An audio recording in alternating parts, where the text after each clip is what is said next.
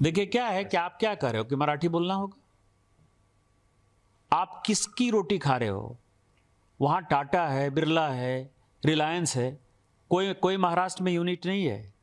सब tax payer जो है, टाटा यदि बिहार झारखंड नहीं होता, उस वक्त बिहार नहीं होता, टाटा ने तो पहली फैक्ट्री वहीं बनाई। हमारे पैसे पर पल रहे हो तुम। कौन सा टैक्स देते हो? कौन सी इंडस्ट्री है तुम्हारे पास? माइंस हमारे पास है, झारखंड के पास है, छत्तीसगढ़ के पास है, मध्य प्रदेश के पास है, उड़ीसा के पास है। आपके पास कौन सी माइंस है? रिफाइनरी यदि रिलायंस ने बैठाई या एसआर ने रिफाइनरी बैठाई तो वो गुजरात में रिफाइनरी बैठाई है। सारी इंडस्ट्री जो है, सेमीकंडक्टर की भी इंडस्ट्री है तो गुजरात में आ रही है। आप जो है लाटसाही कर रहे हो और ऊपर से जो है आप हमारा दोहन करके, शोषण करके टैक्स पेयर करते हो। और यदि आप में ज़्यादा हिम्मत है तो आप हिंदी भाषी को मारते हो तो उर्दू भाषी को भी मारो, तमिलियन को भी मारो, आप जो है तेलुगु वाले को भी मारो। आप जो इस तरह की घटिया हरकत कर रहे हो।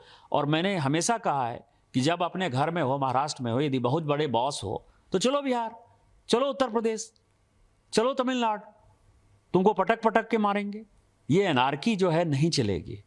हम मराठी का सम्मान करते हैं, मराठी एक आदरणीय भाषा है और हम छत्रपति साहू जी महाराज, छत्रपति शिवाजी महाराज,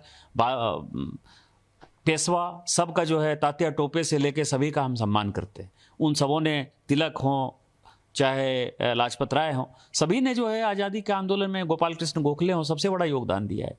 हम तो सभी मराठी स्वतंत्रता सेनानियों का सम्मान करते हैं।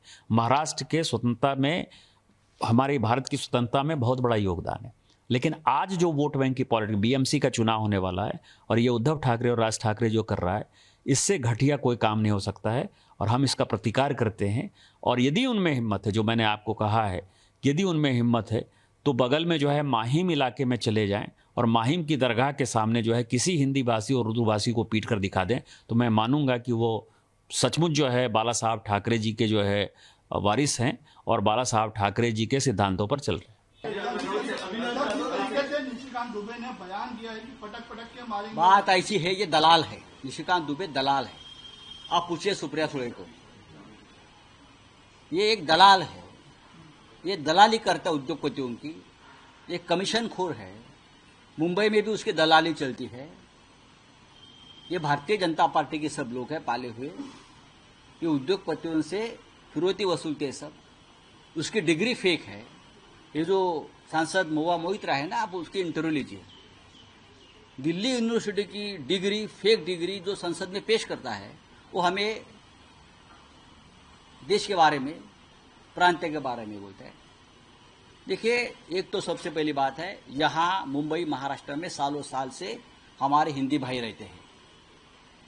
हमारा उनका अच्छा रिश्ता है, अच्छा डायलॉग है। हम राजनीति नहीं करते, ये सबसे पहली बात है। जरूर हम चाहते हैं कि हमारे साथ रहे, हमारे साथ भी थे। अब अगर आज पॉलिटिकली नहीं है तो हम उनको कन्विंस करेंगे। लेकिन किसी भी हिंदी भाई के ऊपर शिवसेना ने हमला नहीं किया है, न करेंगे, न पहले किया है। ये दुबे को समझना चाहिए। ये राजनीति करना चाहते हैं। तो महाराष्ट्र कोई नेता इस बात का विरोध क्यों नहीं कर रहा है? सबसे पहली बात यह है कि दुबे है कौन? दुबे को क्या अथॉरिटी दिया है कि यहाँ के हिंदी भाषिकों ने? वहाँ बैठकर आप बात करते हो। यहाँ के जो हिंदी भाषिक नेता है, मैं उनसे अपील करता हूँ, दुबे का जो वक्तव्य है उसका निषेध करो, आप धिक्कार करो उसका। बताइए आप झूठ बोल रहे हो तो मैं कहूँगा कि आप महाराष्ट्र की मिट्टी में मिलजुल गए हो। कौन है दुबे आपका? आपका दुबे कौन लगता है? ये फालतू आदमी है। ये बोगस डिग्री जैसा गुरु वैसा चेला है। मुझे आश्चर्य है महाराष्ट्र के मुख्यमंत्री और उनके पूरे कैबिनेट का, एक आदमी भारतीय जनता पार्टी का सांसद वहां बैठकर महाराष्ट्र के बारे में, मराठी आदमी के बारे में, मराठी मानुस के बारे में घटिया बातें करता है और आप चुप बैठे हो। आप कौन से मुख्यमंत्री हो? आपको छत्रपति शिवाजी महाराज और बाला साहब ठाकरे का नाम लेने का अधिकार नहीं है भाई। एकनाथ शिंदे अपने आप को डुप्लीकेट शिवसेना का नेता मानता है ना, दाढ़ी पे हाथ घुमाते फिरता है। निकाल दो दाढ़ी आपकी। अगर दाढ़ी में दम नहीं है ना तो दाढ़ी काट कर घूमो, नहीं तो हम आपकी दाढ़ी काट देंगे। क्या चल रहा है आपका? हाँ, इस्तीफा दे दो अगर मर्द हो तो। आप जाकर पूछो मोदी जी और शाह जी को, ये क्या चल रहा है महाराष्ट्र के बारे में? ये कैसी बातें हो रही है? यहाँ एक भी हिंदी भाषिक के ऊपर कभी हमला नहीं हुआ है। आप मुझे बताइए, दिखाइए, आप बताइए क्या है ये। यहाँ लाखों हिंदी भाषिक रहते हैं। हम लोग हिंदी में बात, मैं अभी हिंदी में बात कर रहा हूँ ना। अगर हिंदी के ऊपर में बंदी हम लोग डालेंगे तो मैं क्यों हिंदी में बात करूँ? ये तमिलनाडु नहीं है, ये महाराष्ट्र है भाई। तो ये बात है, देवेंद्र फडणवीस, ये एकनाथ शिंदे, अजित पवार जो डेप्यूटी सीएम है, तो ये उनकी जिम्मेदारी है। ये दुबे को सीधा करो। जिस तरह से महाराष्ट्र के बारे में वो बोल रहा है ना, ये आपकी जिम्मेदारी है। ये तो इस्तीफा दे दो। सर, आपकी सभा में चेतावनी दी गई थी कि आने वाले, आपकी सभा में चेतावनी दी गई थी आने वाले वक्त में भाषा को लेकर, जात को लेकर लड़ाई करेंगे ताकि इलेक्शन उनको खेलने के लिए इजी हो जाए, इलेक्शन में आने के लिए इजी हो जाए। ऐसा कौन बोला? सर, कहा था कि आपको भाषाओं में कौन बोला? हाँ, ठीक है ना। फिर किसी हिंदी भाषिक के ऊपर अटैक किया, क्या हमको महाराष्ट्र में हमारी भाषा के साथ लड़ने का अधिकार नहीं है? हमारी भाषा, हमारी अस्मिता, उसके बारे में बोलने का अधिकार नहीं है? क्या ये सवाल जाकर आप योगी जी को पूछ सकते हो? क्या ये सवाल जाकर आप गुजरात के मुख्यमंत्री को पूछ सकते हो कि आप आपकी भाषा के बारे में कैसे बोल सकते हो? क्या ये सवाल सिर्फ महाराष्ट्र में पूछा जाएगा? क्या ये सवाल आप स्टालिन से पूछ सकते हो? मुझे बताइए। सिद्धरामैया से पूछ सकते हो? मुझे आश्चर्य है, आप जैसे पत्रकारों का जो मराठी में बात करते हैं और महाराष्ट्र के लोगों को पूछते हो कि मराठी में ऐसे ऐसे कैसे आप बोल सकते हो?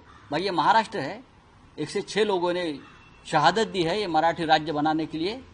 सर, आपने ट्रम्प ने फिर से मोदी को धमकी दिया है कि इसमें अगर आप, ये प्रेसिडेंट ट्रम्प ने मोदी को धमकी दी है फिर से कि ब्रिक्स में, हाँ, तो ये दुबे को भेज दो ट्रम्प से लड़ने के लिए।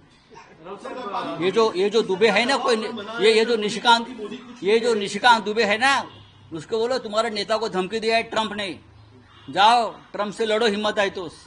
बकवास लोग है ये दुबे जैसे लोग, कलंक का इस देश को। आरएसएस असं म्हणतं आहे की प्राथमिक शिक्षण हे मराठी भाषेत